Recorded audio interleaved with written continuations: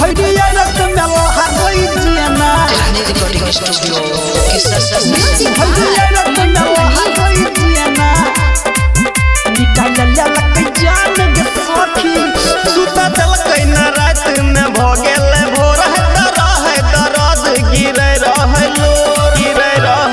सुता चलकै न रात में भ गेलै भोर है दर्द गिरै रहलो मिलल हाथा काठा हमारा सैया पहलवान गे सखी मिलल हाथा काठा हमारा सैया पहलवान गे सखी भैरिया रत में लागई हमर निकल लेलक जान गे सखी भैरिया रत में लोहा गई जियाना निकाल ललक जान गे सखी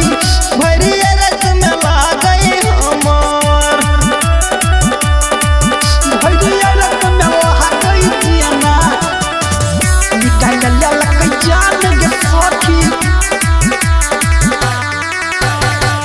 भैरिया रत में लोहा गई जियाना भैरिया रत में लोहा गई जियाना लाइट बुता का घर केल कोई अन्हार गे हो गेलै डर के लिए नहीं न कर गे हो गेलै डर के लिए नहीं न कर गे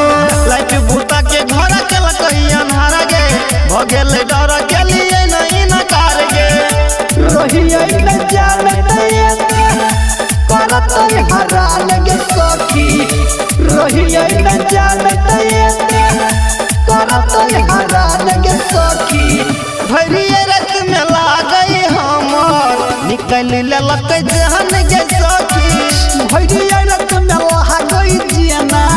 निकाल ललक जान गे सखी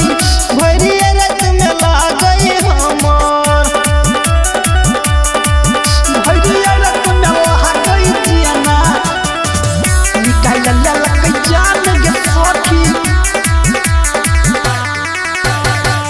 भैरिया रत में लोहा गई जियाना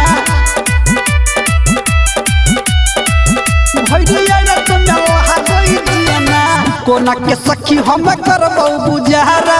मेरे के यार संग भागबौ दोबारा मेरे के यार संग भागबौ दोबारा केना के सखी हम करबौ गुजारा नहरे के यार संग भागबौ दोबारा बुझै नहीं लाचारी चंदन बन छोहे बन गे सखी बुझौ नहीं लाचारी परदेत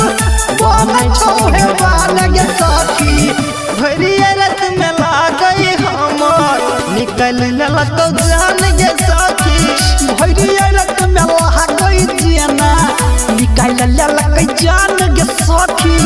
भैरिया रत में लागई हमर की कहिए गे सखी।